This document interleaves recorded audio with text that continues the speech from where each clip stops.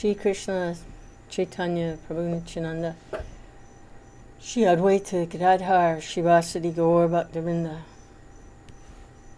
Hare Krishna Krishna Krishna Hare Hare Hare Rama Rama Hare Hare. So this morning we read the Govinda Damodar Stotram, Bilvamangala Thakur, and now we'll do some reading out of his Shri Krishna Karnamrita.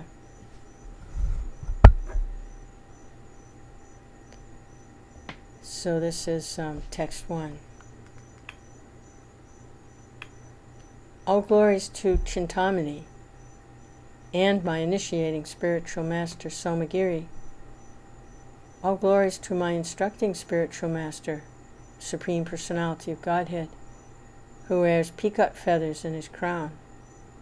Under the shade of his lotus feet, which are like desire trees, Jai Shri Radharani enjoys transcendental mellow of an eternal consort. There is an entity who has the appearance of an adolescent boy, who's being inundated with desire tree flowers falling from the fingertips of the damsels of heaven. That boy is completely carefree, situated in transcendental beatitude, as he sends forth waves of sound from his famed flute. He's encircled by thousands of effulgent milkmaids, whose garments are becoming loose again and again from their extreme pleasure at hearing the flute, and who are trying to hold them up.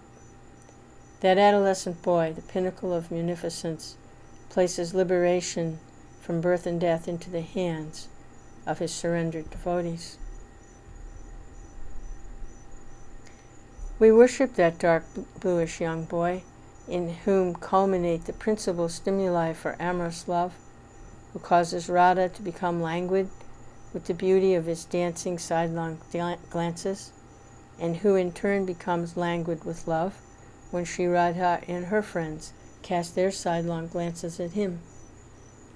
That boy's beauty, like waves of nectar, engenders an extreme thirst in the eyes of Radha and her companions, and conversely, their nectarine beauty makes him thirsty to see them. He is affectionately worshipped by Radha's wistful glances, and he enjoys loving pastimes with Radha and her friends on the bank of the Yamuna. We worship that young bluish boy, the source of the God of love, who has attained unchallenged dominion over love's sweetness. Let the effulgent personality, Krishna, shine within our hearts. He's wearing a bright peacock plume on his head. His face is steeped in sweet beauty. His fresh youthfulness is bursting forth, and his flute is pouring out murmuring, nectarine sounds of rapture. On all sides, the milkmaids of Raj, who have blooming, bud-like breasts, worship him in adoration. Indeed, he is amazingly the only enjoyer and the only source of enjoyment in the entire universe. Shri Krishna's eyes are like long petals of a blooming lotus, and his very charming lotus-like face is made all the more charming by his extremely beautiful and sweet nectareous smiles. His profuse curling locks look delightful with their decoration of a proud peacock's tail feather. Let him, the embodiment of all effulgence, forever shine within my heart, which is outwardly greedy for the poisonous meat of sense objects, and inwardly greedy for the beauty of Sri Krishna, a beauty that binds the devotee's mind and causes burning pain at the time of separation from him. May the lotus of my Lord's face blossom within the lake of my mind. The eyes of that face resemble lotus buds, being half closed, and the delicate mirror-like orbs of its cheeks are puffed with the nectarous honey of the flute sound. Let my words express even a tiny particle of a particle of a particle of the luscious beauty of Murari, whose artless adolescent figure enraptures me and whose moon face is worshipped by the soft melodies of his flute. All glories to Krishna, the life of my words. The collyrium from the eyes of the young girls of Vraj decorates his charming lotus face, which is languid with love, and an impassioned peacock's feather adorns his head. I take shelter of the Lord, Krishna, who becomes agitated with passion when he hears the sound of his own flute, held in his lotus hands, which resemble newly sprouted reddish twigs. His lotus feet reproach fully blossomed patali flowers with their beauty, and his amiable face sends forth blossoms of brilliance from his delightfully sweet lips. He's smeared with kumkum powder from the milkmaid's pitcher-like breasts. I take shelter of my Lord Krishna, whom the beautiful milkmaids worship at every moment with unbroken sidelong glances from eyes tinged red with passion. Let that effulgent youth, Krishna, come near to my heart. His wantonly restless, wide-open eyes are full of joy, and being fully aware of the hearts of the beautiful young girls of Vraj, he fills them with fluttering confusions of love. He's fickle, yet he's like the central jewel in the necklace of the milkmaids. Let my mind attain some inexpressible beatific bliss from thinking of Krishna's lotus feet, which are the home of the eternal pastimes of the most beautiful maidens in all the world, which destroy the pride of whole clusters of lotuses, and which are highly esteemed for their great eagerness in providing safety for the Lord's humble devotees. May the Lord of our life, that young boy Krishna, shine incessantly within our hearts. His eyes, full of love for Radha, are the abode of infinite beauty. Every day they appear newer and newer. At every step they increase their charm and elegance, and at every moment they sparkle more and more brilliantly. May my mind float along in the flood of bliss emanating from Krishna's moonlight face, made charming by a very mild smile. Krishna has the appearance of a young boy, and beautified by the waves of his passionate ecstasy breaking in the ocean of sweetness, he soothes all distress.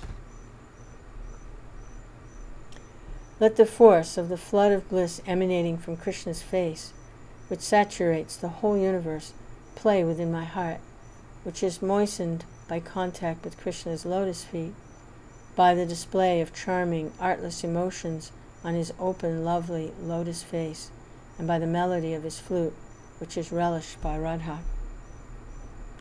I bow down to the feet of Lord Krishna, whose jeweled anklets tinkle, whose footprints decorate the paths of Raj. May the sweet jingling of the jeweled anklets of Krishna, the master of the milkmaids, be manifest in my mind. Kamala, Radha, her white swan swimming in the lotus-filled ponds of the Yamuna, accord that sweet jingling a warm welcome with the melodious warbling from their throats. May Krishna's nectar-filled sweet lips play in my mind, intoxicated with delight. His broad eyes, reddish like the rising sun, are full of compassion. His hair is standing on end because of touching Radha's heavy pitcher-like breasts, and he has melted the lotus-like hearts of the sages with the sound of his flute. May there appear in my mind some of the ecstatic states of very charming Sri Krishna, as he glances at the milkmaids' sweet moonlight faces, agitating them with joy. He seems to be kissing them with his half-closed eyes. As he begins sounding his flute, he assumes the attitude of an adolescent youth. May there awaken in my mind a vision of the Lord arising from the bed of amorous play. The bracelets of Radha and Krishna tinkle softly, and Krishna's yellow cloth is grasped by both of them. Their hair is disheveled from fatigue, and Krishna's peacock plume slips from his hair. Again, their fickle, playful natures manifest, and at last Radha holds Krishna with her arms. We worship Lord Krishna, who's mischievously keeping his eyes closed, pretending to sleep, in order to hear the milkmaid's playful talks, which are so pleasing to the ear and mind. Though Krishna is trying to restrain himself, a gentle smile trickles from his lips drop by drop. He cannot check the rising tide of love, which causes his hair to begin standing on end. We do not see any object of worship other than Lord Krishna. Whether he is deeply in thought, remembering how he decorated the breasts of his resplendent young girl Radha with pictures drawn with leaves and sprouts, or whether he is wandering in Vrindavan forest, which is adorned with the beauty of his dancing feet. When, oh when, shall I see that young boy Krishna, the unchallenged king of those who are exquisitely beautiful, and when shall I experience, along with that vision, the flooding nectar of his flute sound, endowed with the topmost musical embellishments? When will that child Krishna, adorned with peacock plumes, soothe and cool our eyes with a vision of his moonlight face, imbued with gentleness by the trickling honey of his tender smiles? O moonlight Krishna, please soothe and cool my eyes with your sidelong glances, tinged with mercy, with the magnificence of your childhood, touched by youth, and with your wondrous playfulness, which nourishes the whole universe. When will Krishna cast upon me his sidelong glances, which are as dark blue as the blue lotuses growing in the Yamuna, and tremulous with waves of mercy? And when will my heart find ineffable joy in the playful notes of his flute, which are more cooling than the moon held on the head of Shiva, Cupid's enemy? O Lord, the milkmaids are describing your fickle glances, your tender, witty talking, your slow gait made graceful by the swell of deep passion, your eager embraces, your distracting, agitating, intoxicating smile. O Lord, please let me see your bodily splendor, which is the most magnificent, beautiful in all the three worlds, which bears your continuous smiles and your long, wide eyes, which is tightly embraced by the milkmaids of Vraj to their breasts, and which diffuses an endless flood of bluish effulgence like clusters of blossoms. O Lord, please show me your mercy by casting upon me your charming sidelong glances, moving to the accompaniment of your flute song. If I have your blessings, what use are others? And if I'm without your blessings, what use are others? I fix my folded palms upon my head and give voice to my increasing, ceasing, pitiable misery and pray, O Lord, O ocean of mercy, please anoint me just once with a drop of kindness from your sidelong glance. O Lord, our eyes have become restless to see your childlike form, with its clustered locks delightfully adorned with a peacock feather. That form, which is worshipped by the buxom milkmaid's lotus eyes, possesses a face that has begun defeating the beauty of the moon and the lotus. O Krishna, O flute player, the sweetness of your early age is wonderful within these three worlds. You know my unsteadiness, and I know yours. No one else knows about this. I want to see your beautiful, attractive face somewhere in a solitary place, but how can this be accomplished? O Krishna, your verbal duels with the impassioned, vivacious milkmaids exhilarate the hearts of the fortunate. These talks are filled with the nectar of the exchanges of love, rendered very pleasant by waves of witty meanings, imbued with your natural boyishness, and punctuated by the movements of your wide dancing eyes. Oh, when will Krishna, the great ocean of mercy, appear before me again with his spotless, effulgent moon face? And when will the nectar sound of his flute, expressive of his pastimes, remove my great disease?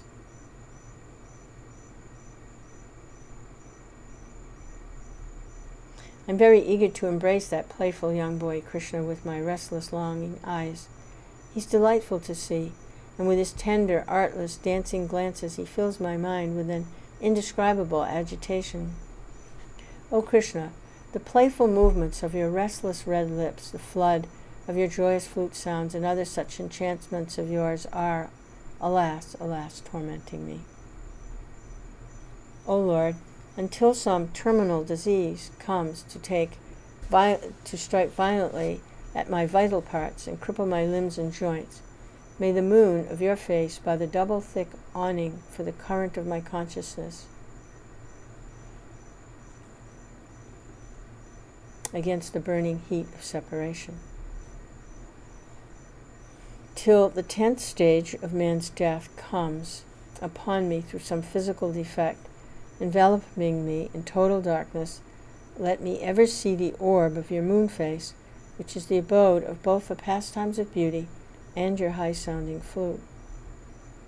My ear catches the tinkling of the bejeweled anklets of Krishna, the ocean of mercy. That tinkling is sweetened by his effulgent forefeet, which are receiving waves of playful glances from his rolling eyes, and by the flooding resonances of his flute song. O my Lord, O dearest one, O only friend of the universe, O Krishna, O restless one, O only ocean of mercy, O my Lord, O my enjoyer, O beloved to my eyes, alas, when will you again be visible to me? O my Lord, O Supreme Personality of Godhead, O friend of the helpless, you are the only ocean of mercy. Because I have not met you, my inauspicious days and nights have become unbearable. I do not know how I shall pass the time. Alas, what shall I do? To whom shall I speak? Let whatever I have done in hopes of meeting Krishna be finished now. Please, say something auspicious, but do not speak about Krishna. Alas, Krishna is lying within my heart like Cupid. Therefore, how can I possibly give up talking of him? I cannot forget Krishna, whose smile is sweeter than sweetness itself, and who gives pleasure to my mind and eyes. Alas, my great thirst for Krishna is increasing moment by moment. Alas, for me, a glimpse of that young boy with lotus eyes is far away doubly, so his embraces. Alas, I'm completely unlucky. O Krishna, when shall I see your lotus face with its deep red lips, its constant smiling, its very charming flute song saturated with jubilation, and its delightful half-closed eyes that sometimes open very wide and wander here and there? When will the time come when that merciful boy Krishna will look upon me with his playful lotus eyes, which are soothing and cooling with loving emotion, reddish at the corners, and dark bluish at the irises, and wonderfully rolling and dancing? My eyes search for that enchantingly adorned one, Murari, whose thick locks bear a peacock plume, whose gaze darts here and there very quickly. His lovely lips are red like bimba fruits, and with his sweet, gentle laughter he seems to be churning the ocean of my heart with Mount Mandara. We are searching for that person who has stolen the effulgence of thick clouds, who has grown a bit languid from playing so much, who wears a crest made from playful feathers of an impassioned peacock, whose lotus face is so fascinating, who's become stunned by long and close contact with the upward-pointing side glances of Kamala, Radha, and who is the very overabundance of perfection of all the sweet beauty in the universe. When shall I see to my heart's content my Lord Krishna, from whom the sages must always search further along the path, but whose face, which enchants all the three worlds, is always visible to the eyes of the milkmaids of Vraj? When shall I see him whose luster resembles a slightly open blue lotus bud, who is always beyond the reach of the words of the great sages like Vyas? When shall I see my darling Lord Krishna, who's so fickle yet so delightful to my eyes? His eyes are rolling, and as he looks out from his sportive lotus face, he sends a song of loving jokes through the holes of his flute. The adolescent loveliness of Mukunda, whose appearance enraptures the connoisseurs, clings to my mind, which is always fond of drawings from the libertine tradition. His moon face is cherished by the moon itself, and the softly glowing rays of his lips redden his gentle smile.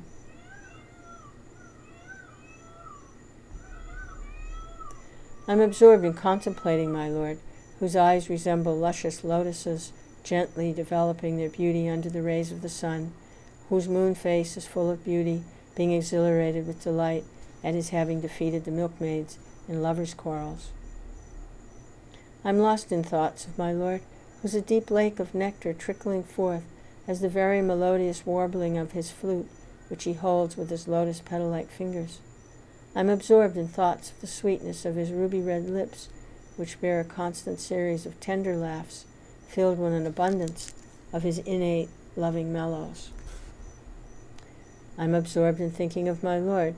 His chest shines with sandalwood paste from the pitcher-like breasts of the ardent milkmaids, who have been incited to amorous battle by Cupid's flower arrows, and the sweet beauty of his lotus face is magnified at every moment by his gentle smile, which is full of passionate delight, which has stolen the splendor of the moon.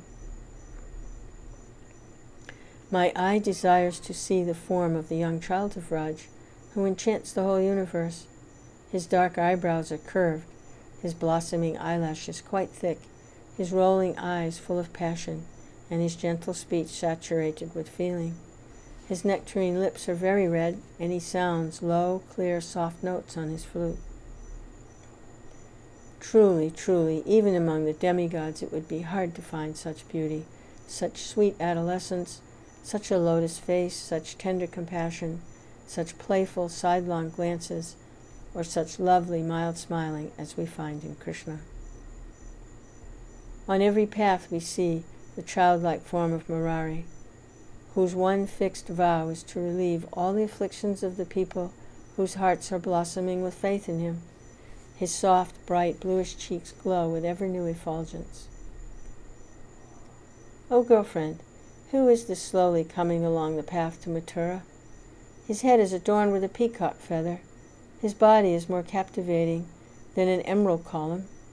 His eyes are rolling. His face is beautified by the sweetness of his wonderfully fascinating smiles.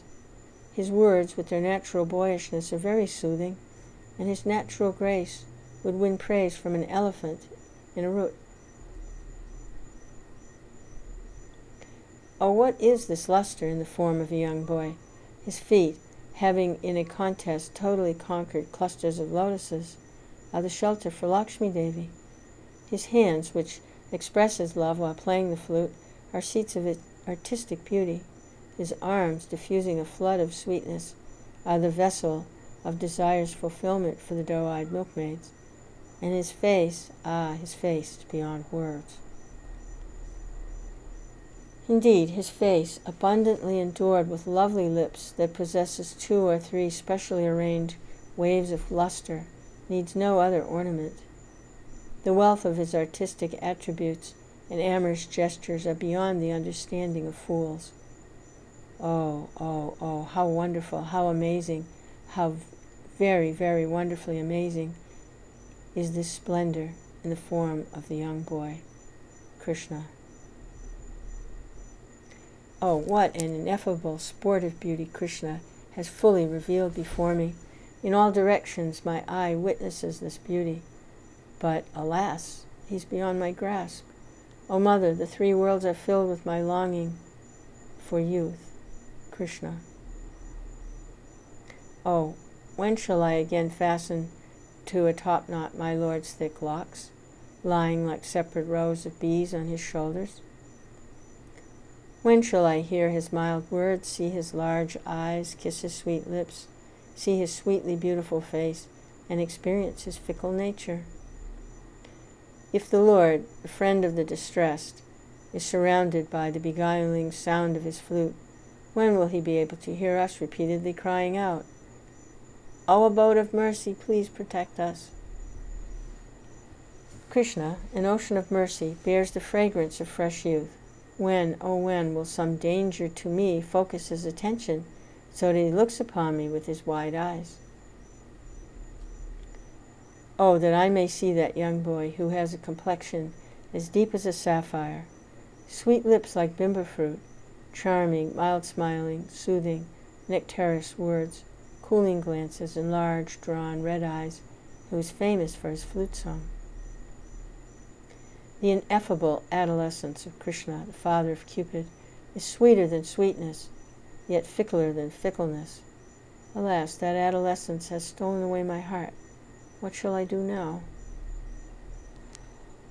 Oh, when shall I see that young boy Krishna, who is an ocean of jubilation and a treasury of playfulness? Broad are his lotus eyes and his chest, mild are his gentle smiles and his loving talks, sweet are his cherry-red lips and his flute song. The fortunate who have heaped up pious merit can see Krishna, the original person, who brings their eyes under control with his extremely tender glances, whose lips are sweet with the nectar of his open smile, and who has adorned his head with a peacock feather. My dear friends, where is that Krishna, Cupid personified, who has the effulgence of a kadamba flower, who is sweetness itself, the nectar for my eyes and mind? He who loosens the hair of the gopis, who is the supreme source of transcendental bliss, my life and soul. Has he come before my eyes again? This boy Krishna, with his dancing eyes, his face beautifying all directions, his charming outfit just suitable for a cowherd, has extracted the milk of joy from our eyes, for our eyes. He comes before us, the cooling balm for our eyes, wearing many tinkling ornaments on his body, the peacock feather on his head. His forearms are swinging. His eyes move restlessly with the agitation of love, and the moon of his lotus face displays a tender, gentle smile. The child Krishna, who is the ornament of the intimate community of cowherd boys and girls, whose lively glances are so soothing, whose moon face has a wealth of soft, tender smiles, gladdens my heart and enters deep within it. How wonderful! The sound of the flute Krishna is holding to his lips is pouring forth an indescribable flood of divine love before our very eyes. This is rare even among the planets of the demigods. Krishna, our darling, our God, our very life, delights the three worlds. This person approaching me is dark bluish like a tamal tree. His charming eyes, which resemble stars, move restlessly. The shining orb of his moon face is overflowing with delight, and he sportively begins sounding his flute. He is my very life. Here is that Krishna, my very life. He's the acme of fickleness, the one ultimate end of the existence of the fickle-minded milkmaids, the epitome of cleverness, the extreme perfection of the artistic skill of four-faced Brahma, the limit of good fragrance, the utmost embodiment of all sorts of astounding pastimes, the culmination of good fortune, and the zenith of auspicity for Vraj. Oh, my good deeds have reached their culmination. Krishna has appeared before my eyes. The moon of his face has made doubly refreshing by its sweet tenderness, and he sprinkles me with the current of nectar, dropping note by note from the holes of his flute. He's the object of my words, which, though mad, are fortunate to be describing him. I bow to the personified splendor Krishna, who is the protector of the cows and also the worlds, and who reclines on the sloping breasts of Radha and also on Sheshanag. I bow again and again before him, Krishna, whose glowing complexion is embellished with the kumkum powder glorified by its place on the breasts of the cowherd men's wives, who is the original creator of the flute song, who possesses the glory of innumerable Brahmas. Here comes my very life, Krishna. Having assumed a sporting attitude, he slowly approaches on tender lotus feet weighed down by softly tinkling anklets as he recollects various charming flute songs. Here comes my very life, Krishna. The beauty of his playful sidelong glances overflows with bliss. He sprinkles my too perked-up ears with the nectar of his sportive flute songs. He's the only friend for my eyes. Seeing me from a distance with a flood of sidelong glances, my Lord walks toward me with the sportive glance of an elephant and moves my heart with the current of flute sound emanating from his mouth, which is filled with brightly glowing teeth. This is he, my Lord Krishna, playing on his flute. He possesses two wondrous feet, which are the shelter for the shelterless, which glow with the brilliance of many ornaments, which move this way and that, which are abundant with divine pastimes, which fill the three worlds with the mellows of love.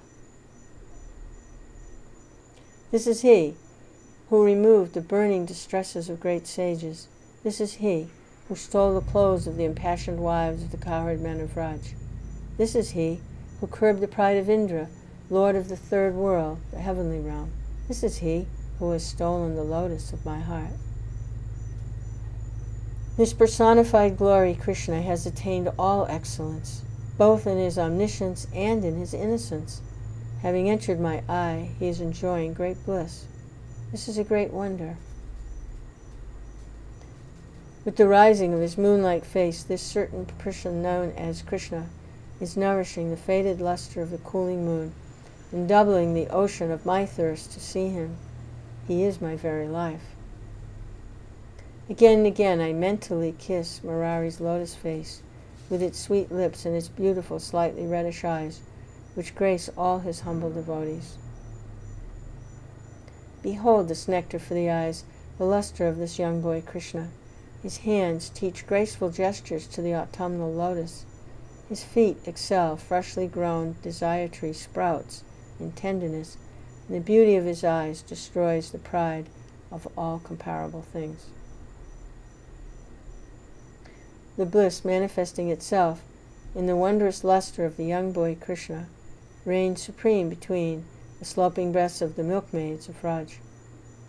That spreading, glowing bliss reaches a rarefied stage, far beyond the appreciation of the eyes of anyone but the milkmaids of Vrindavan, and every day, every moment, in every twinkling of an eye, that bliss, embodied as Krishna, arranges pastimes and attracts even Arundhati, chastity personified, with the gentle charm of his tender smile. All glories to Krishna, my very life, and the enchanter of the three worlds. His now blooming youth is adorned with the last flickering of childhood. His eyes, flashing with delight, he bewilders Cupid with the nectar of his smile. His beauty beguiles at every moment, and out of love he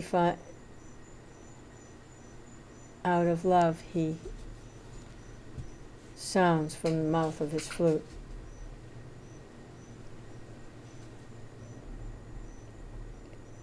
How wondrous are these lotus feet of Lord Krishna! How wondrous these lotus eyes! How wondrous the lotus face! How wondrous, wondrous is this body!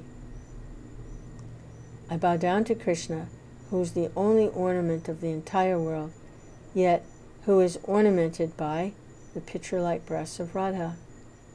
He's the great central jewel among the necklace of emerald-like young girls of Raj.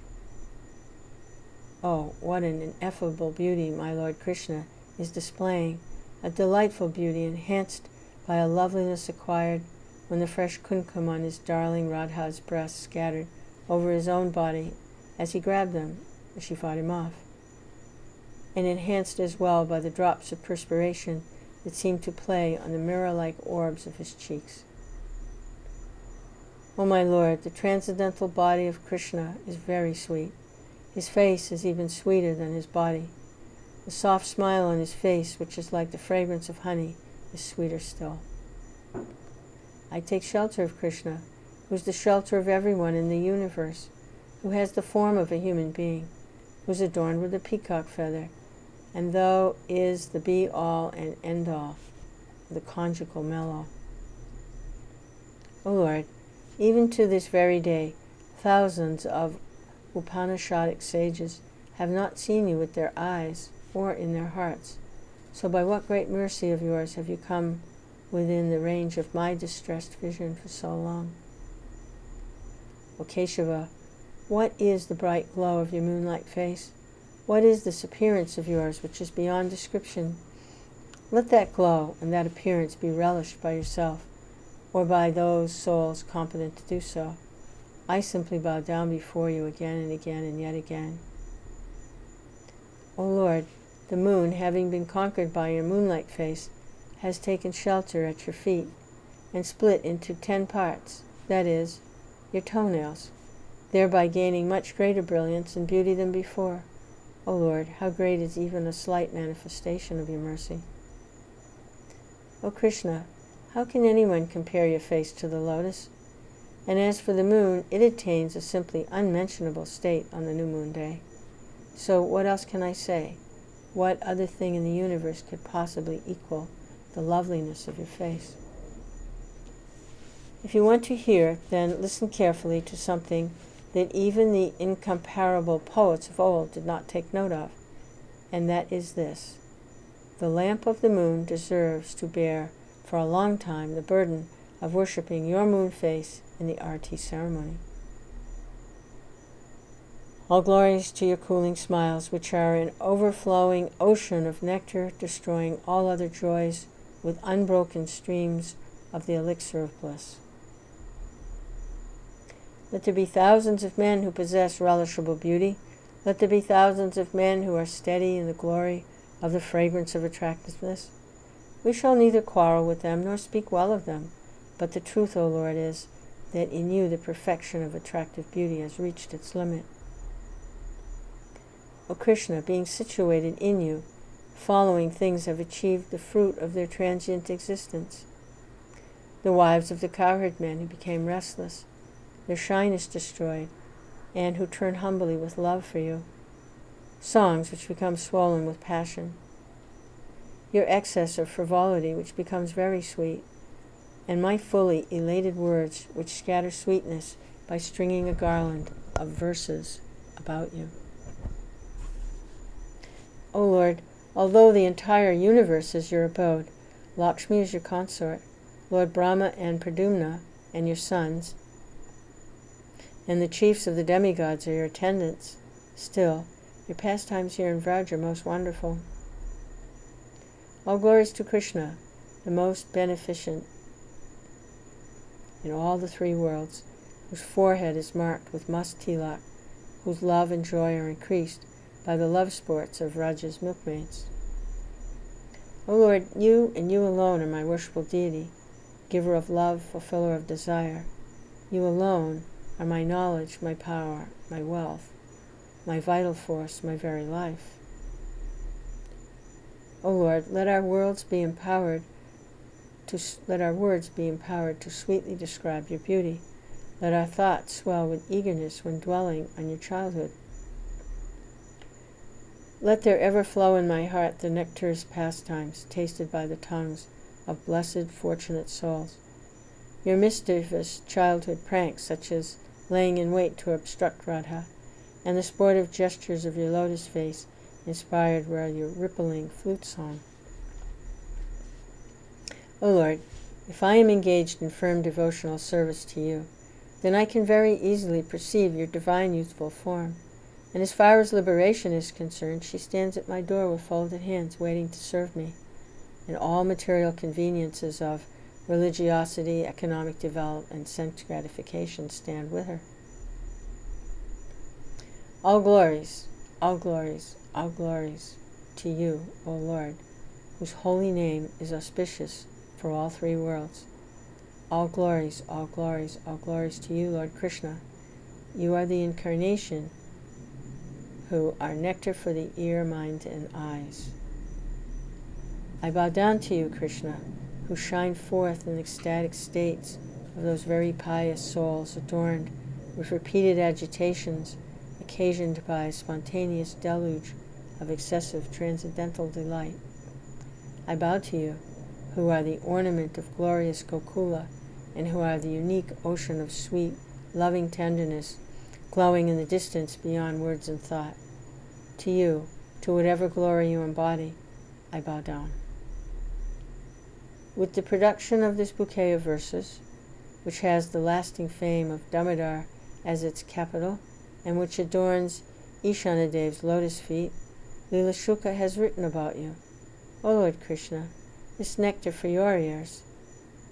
May it continue to flow, to be heard, chanted, and sung for 100 days of Brahma. Repeatedly pouring an indescribable shower of nectar into the ear holes of those fortunate souls who relish, through repetition, the fragrance of its waves of poetic sweetness, this nectar for the ears of Krishna, who is sunk deep in the minds and hearts of the beautiful-eyed milkmaids, and in ours, surges in voices and ears. O Krishna, always remembering the nectarous, low, soft sounds of your flute, as well as your eyes, doubly expanded with mercy, I pray that wherever my sight shall wander, you will always manifest your beauty, sweetness, and opulence before me.